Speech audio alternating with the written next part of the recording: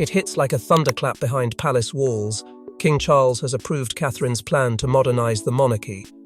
Not considered, not discussed, approved. And the moment that word lands, everything changes.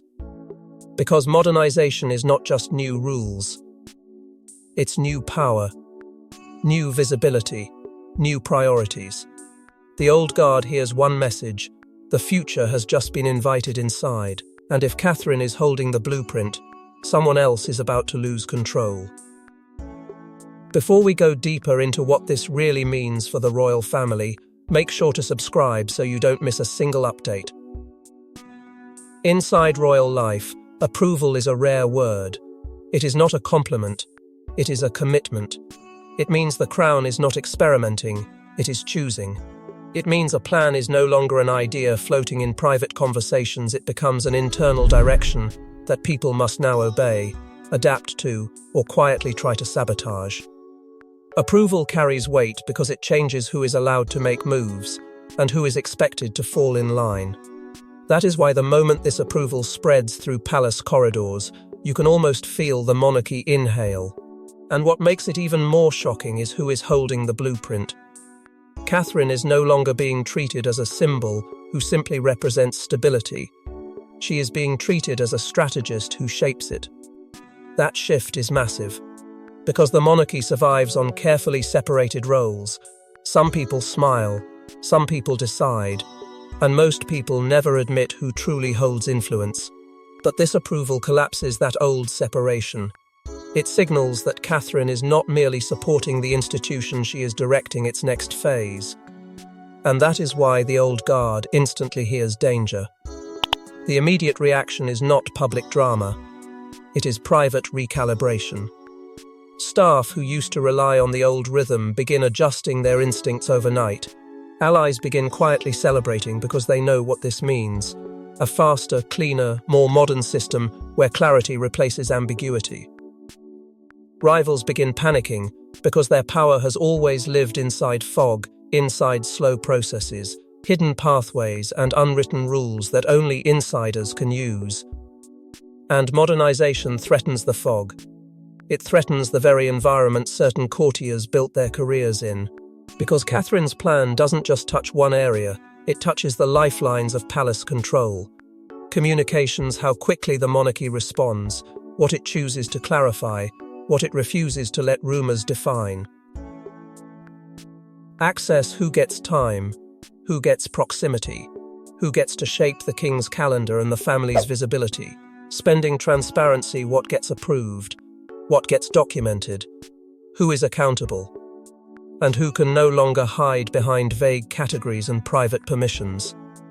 Roles, who leads which initiatives, who represents what, and which figures can no longer drift into influence through tradition alone. And the deeper implication is brutal. Modernization is a redistribution of power. The people who thrive on the old system know that. They are the courtiers who built quiet empires around discretion, around being the one who knows how it's done, around controlling pipelines, slowing decisions, and shaping narratives in whispers before they ever become official. Catherine's plan threatens to expose those pipelines. It threatens to make the system measurable. It threatens to make the monarchy function like a modern institution rather than a personal network of favors and invisible authority. That is why resistance is already being foreshadowed, even before anyone dares say the word resistance. Because when the palace feels threatened, it doesn't attack in the open. It undermines. It delays. It questions. It leaks. It creates doubt about the messenger, and Catherine, no matter how respected, will be treated like a threat by those who believe modernization is a takeover disguised as reform. And then there is the clause, the one detail that turns nervousness into fear. Insiders whisper that one part of the plan targets a sensitive tradition, not to destroy it, but to reshape it. A tradition that has protected certain people from scrutiny. A tradition that has allowed private influence to remain private. A tradition that, if adjusted, would change who appears central in the monarchy's story going forward. That's the kind of clause that doesn't just update the monarchy, it exposes it. So the palace mood becomes a mix of excitement and dread. Excitement for those who believe survival requires change. Dread for those who know their power depends on the old world staying intact. And in the middle of that tension sits one truth. If Charles approved this, he is accepting conflict as the price of survival. Because approval is not harmless. Approval is a declaration that the old system is no longer enough. But the real story isn't that Charles approved the plan, it's why he felt he had no choice. Modernization isn't born from comfort, it's born from pressure. Insiders whisper Charles didn't approve Catherine's plan. Because it was trendy, he approved it because the monarchy was bleeding trust in places it couldn't afford to lose. Quiet fractures. Public fatigue. Internal chaos disguised as tradition. And Catherine, who understands both duty and optics, offered something Charles needed more than loyalty: a survival strategy. Because in 2026, the crown doesn't just need respect, it needs relevance. Charles has lived long enough to know that royal damage doesn't always arrive as scandal. Sometimes it arrives as exhaustion, the slow kind of public fatigue where people stop listening, stop caring, stop believing the institution understands the world it claims to represent. And behind the scenes, it arrives as fractures, small disagreements that become habits, habits that become rival pipelines that become chaos. It can look polished from the outside and still feel unstable from within. That is what makes this moment so heavy. Charles isn't facing a single crisis. He's facing a pattern of strain that threatens to become normal. His fear is not just criticism. His fear is history. He knows what happens when a monarchy becomes reactive instead of strategic. He has watched how one misstep can define years, how one internal leak can turn into a national obsession, how unresolved tension becomes public theatre.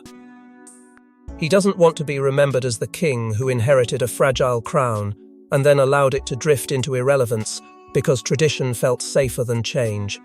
And he also knows the brutal truth. If the monarchy loses public confidence, it doesn't matter how perfect the protocol is.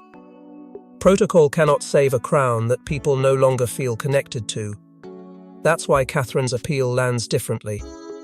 She offers stability, but not the passive kind. She offers disciplined stability, clear boundaries, clearer messaging, fewer grey areas that can be weaponized by gossip and internal rivals. She understands duty, and that matters to Charles. But she also understands optics, and in a modern monarchy, optics aren't cosmetic. Optics are legitimacy. Catherine's strength is that she can speak the language of tradition while building a system that functions like the future. She doesn't just protect the crown's image, she protects the crown's ability to survive the next decade. And insiders hint that recent incidents made change feel urgent. Not one dramatic headline alone, but a chain of uncomfortable moments, missteps in messaging, leaks that exposed private tension, small scandals that grew because the palace responded too slowly or too stiffly. Every one of those moments chips away at trust. Every one creates a new pocket of doubt.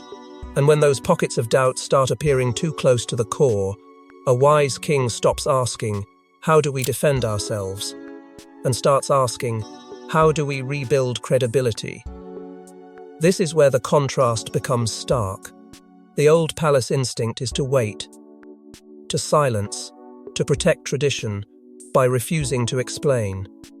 The modern expectation is speed, clarity, accountability, and a sense that the institution understands people's concerns rather than simply demanding respect. The palace can no longer rely on mystique to carry it. Mystique now reads as distance. And distance is deadly in a time when every public figure is judged not only by symbolism, but by responsiveness. Charles knows this, even if part of him hates it.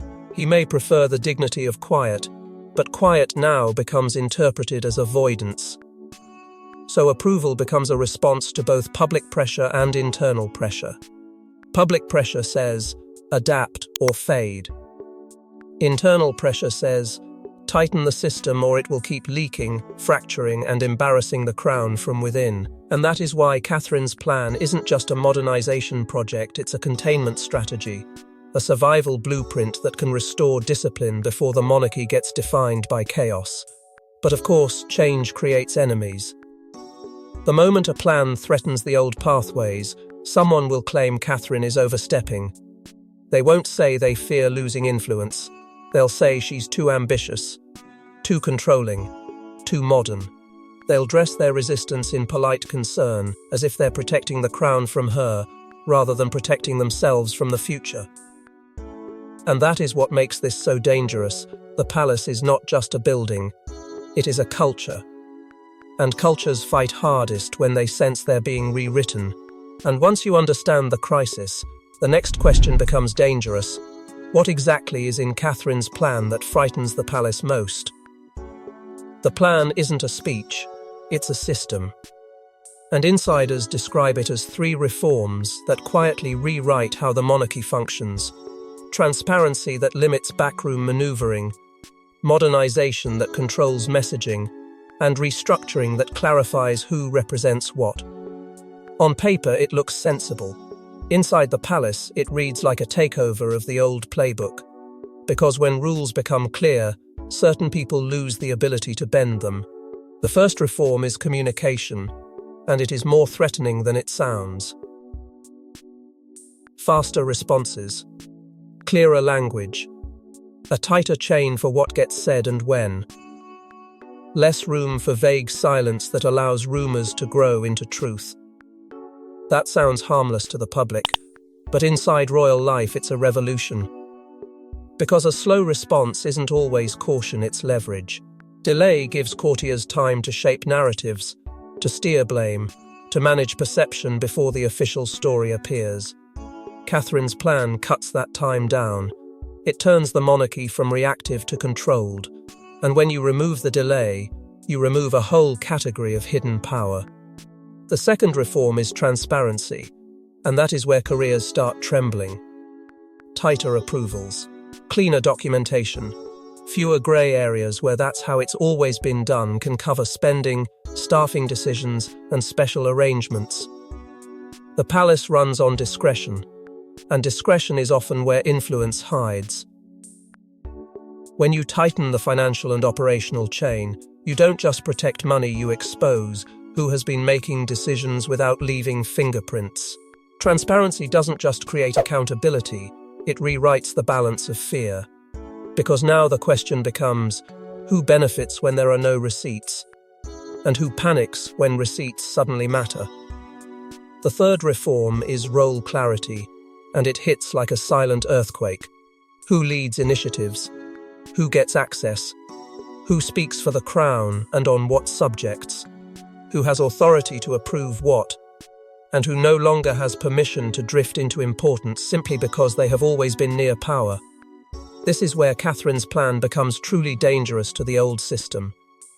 Because the old system thrives on blur, on implied authority, on quiet proximity.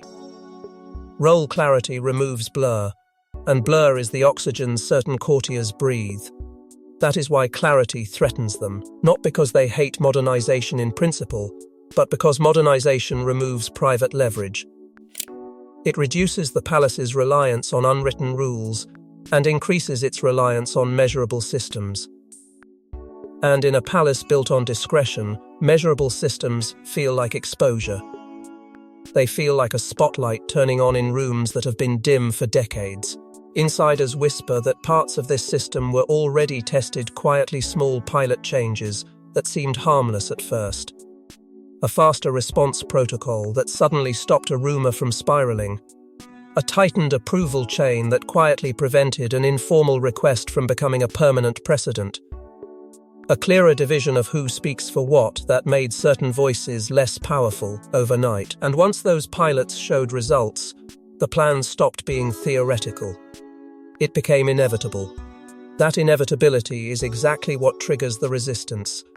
Because the resistance isn't loud, it's clever. There are people in the palace whose power doesn't come from titles, it comes from pathways. Who gets briefed first? Which requests get delayed? What gets whispered to the press? These courtiers survive on ambiguity, and Catherine's plan threatens to expose it. So the resistance doesn't arrive as protest, it arrives as sabotage disguised as tradition. It's not how we do things. It's too risky. The public won't like it. But the truth is simpler. They're terrified.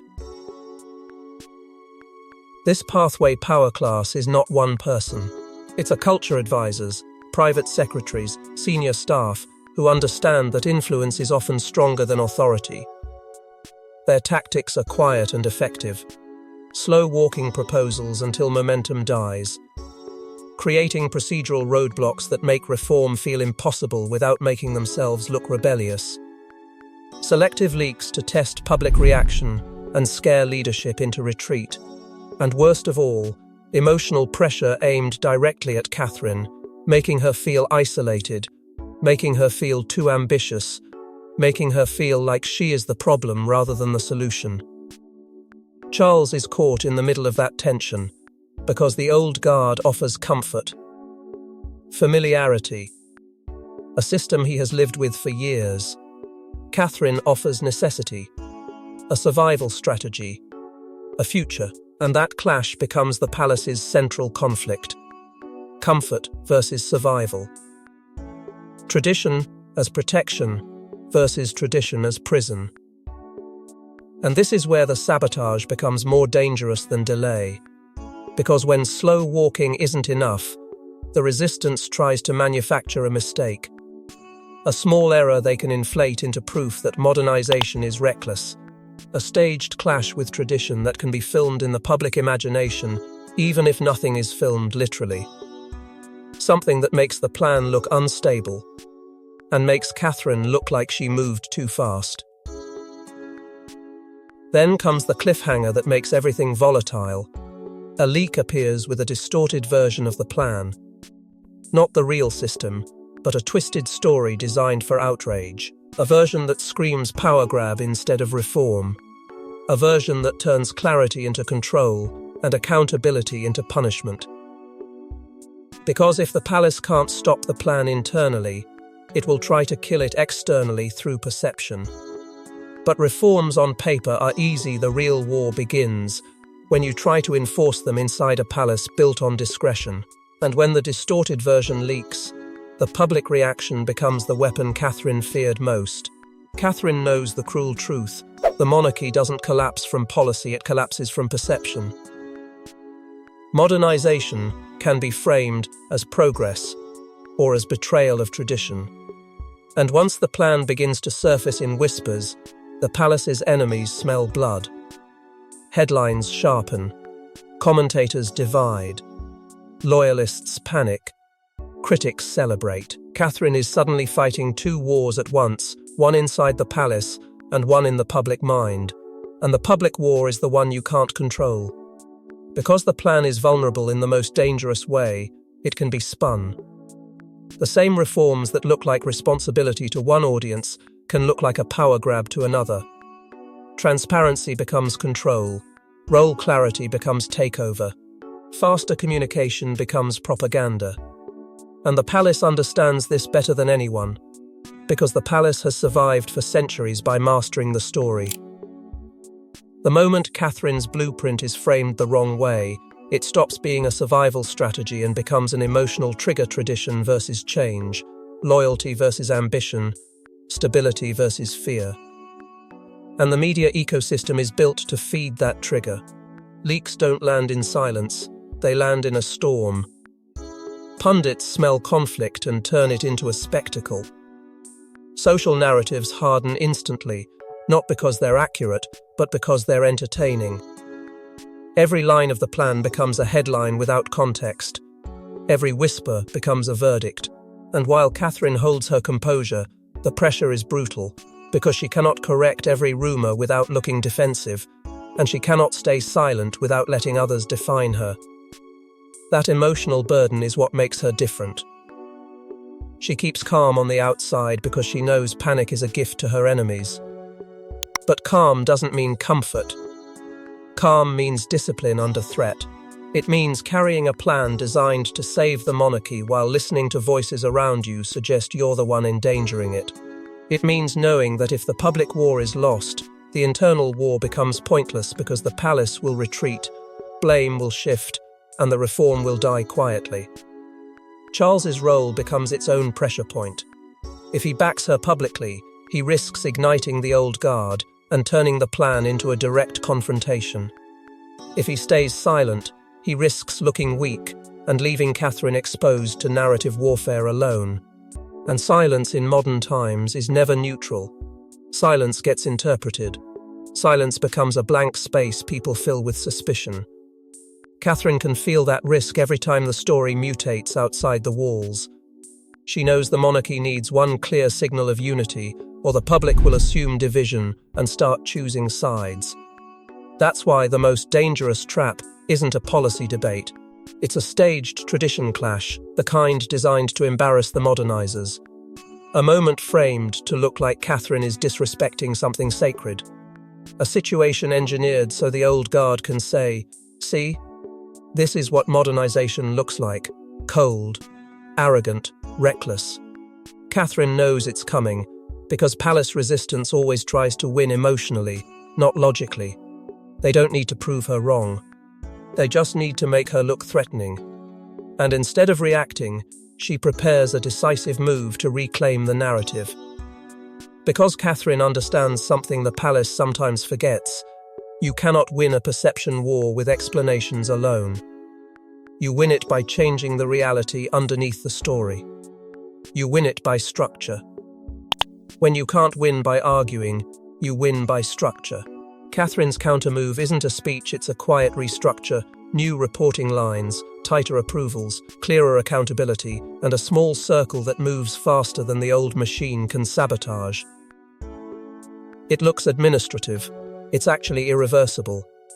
Because once the chain of command changes, the palace can complain, but it can't easily go back. And that's why panic spreads. This is where the plan stops being an idea and becomes a machine. New accountability decides who signs off, who controls calendars, who briefs whom, and who no longer has the power to stall. Trusted people are installed not to create drama, but to prevent leaks and sabotage from killing momentum. The palace hates small circles because small circles move without permission. They act before the old system can drown them in procedure, and Catherine's circle, once formed, becomes the spine of modernization. Charles's quiet endorsement is felt in what he does not do. He does not stop it. He does not pause for review. He does not allow the old guard to drag it back into endless discussion. That silence becomes a shield around Catherine's restructure, and insiders read it clearly: the king has already chosen the direction. The argument phase is over. The emotional fallout hits instantly. Senior figures feel sidelined, not because they lost titles, but because they lost pathways. Allies feel protected because they now operate inside a clearer system where sabotage is harder to hide. And the resistance shifts from skepticism to desperation, because once structure changes, influence collapses quickly for those who depended on the old blur. That desperation produces the next predictable move. Someone tries to force Charles to reverse it. Not publicly. Privately. Pressure behind closed doors. Pleas framed as protecting the crown. Warnings framed as public backlash. And then it happens, the cliffhanger moment that proves how serious this is. A senior figure issues an ultimatum behind closed doors, betting Charles will flinch. But Catherine doesn't just react, she counters, and her countermove changes the internal balance overnight. And the moment an ultimatum is issued, Charles must prove whether his approval was real or symbolic. A king can approve a plan on paper and still fold under pressure. That's what the old guard is betting on. But when the ultimatum lands, Charles faces a choice that defines his reign: protect the comfort of his inner circle, or protect the future of the crown. Catherine's plan forces him to confront the reality of modern monarchy. Loyalty isn't enough anymore. Results are And for the first time, Charles has to choose the future even if it hurts the present. Because Charles's greatest fear is not a disagreement behind closed doors. It's a family conflict turning into a public fracture. He knows how quickly the public senses weakness. He knows how fast division becomes spectacle. One wrong move, and the modernization plan stops being reform, it becomes a civil war headline dressed as palace sources. And the old guard is counting on that fear. They're counting on Charles choosing comfort, choosing quiet, choosing the familiar system that has always protected him from chaos. They're counting on him blinking. But this time, he doesn't. There is a line moment, clean, cold and final, where Charles refuses to reverse the plan. Not because it's easy, but because he understands the cost of retreat. Retreat would signal that the monarchy's future can be negotiated by pressure. Retreat would tell Catherine that strategy is optional and sabotage works. Retreat would tell the palace machine that the old pathways still win. And Charles realizes that if he wants a future crown that survives, he cannot behave like a king who can be cornered. The emotional fallout is immediate, even if it's hidden behind polite faces. Relationships strain. Egos bruise. People who once felt untouchable feel exposed. The atmosphere changes, because a refusal like this isn't just a decision, it's a verdict. It tells the court that the king has chosen direction over comfort. And when a king chooses direction, the people who lose influence don't simply accept it. They retaliate. Charles signals support in the only way that matters inside palace life: staffing and resources. A key appointment quietly shifts. A trusted figure is placed where it counts. Funding and priorities align with Catherine's restructure, not with the old guard's delay tactics. It's subtle enough to avoid public drama, but clear enough to confirm something irreversible has happened. Catherine isn't just being tolerated as a modernizer, she's being backed as the engine of the monarchy's next phase. And that is exactly why the retaliatory leak becomes inevitable. Because when you can't win inside the system anymore, you try to destroy the system from the outside by attacking the person leading it. The resistance doesn't want to debate Catherine's plan. It wants to poison it. It wants to make the public associate modernization with arrogance, control, and betrayal of tradition. It wants to frighten Charles into regretting his choice. And it wants to isolate Catherine by turning her name into a lightning rod. Then the leak arrives with surgical precision. Details of Catherine's modernization plan, framed for maximum outrage. And the palace knows immediately this isn't journalism, it's sabotage. Because real leaks don't read like press releases, they read like weapons. Which means someone inside is trying to break Catherine's credibility before the plan becomes permanent. But here's the twist. The leak doesn't just expose the plan, it exposes the resistance behind it. The framing is too perfect, too emotional, too designed. It doesn't explain, it provokes. It doesn't clarify, it divides. That's what controlled leak theory looks like in action. Someone benefits from chaos and division. Because chaos creates pressure, and pressure creates retreat. Option A is that the old guard leaks to paint Catherine as power-hungry, hoping the public turns on her and Charles is forced to reconsider.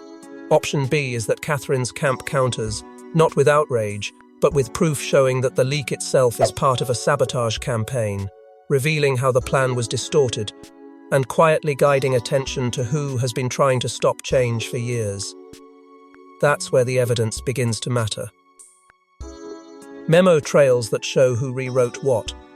Approval notes that reveal who delayed decisions and why. Calendar edits that hint at intentional obstruction. Request logs that expose repeated attempts to shape the plan's rollout and then blame Catherine for the turbulence. The public may never see the full file, but the palace will feel it instantly, because evidence doesn't need to be published to be powerful. It only needs to exist in the king's hands. And the emotional payoff is brutal. The public finally sees what the palace hates: admitting internal struggle. Not a fairy tale, but a machine fighting itself. Loyalists feel betrayed. Critics feel validated. Everyone feels the crack. And inside, staff tighten, alliances shift, and the old guard realizes something terrifying. Their sabotage has triggered the very consequence they feared most: formal scrutiny. Charles responds with escalation, because a leak this calculated is not just an attack on Catherine, it's an attack on his authority. So he authorizes a formal internal review, not framed as punishment, but as protection of institutional integrity. It sounds official. It is devastating. Because reviews create records, and records create consequences. And once consequences are possible, power becomes nervous. Then the cliffhanger hits, the kind of move that makes the palace go silent. A powerful figure is quietly removed without explanation. No statement, no farewell, no public drama, just absence. And in royal life, absence is the loudest message of all. But the most explosive twist isn't Charles's decision, it's what the leak reveals about who was trying to stop Catherine all along. Because if Catherine can modernize the monarchy with Charles's approval, the next step won't be reform, it'll be removal. And someone inside the palace knows they're running out of time. Thanks for watching. Please don't forget to like and subscribe, and we will see you in next one.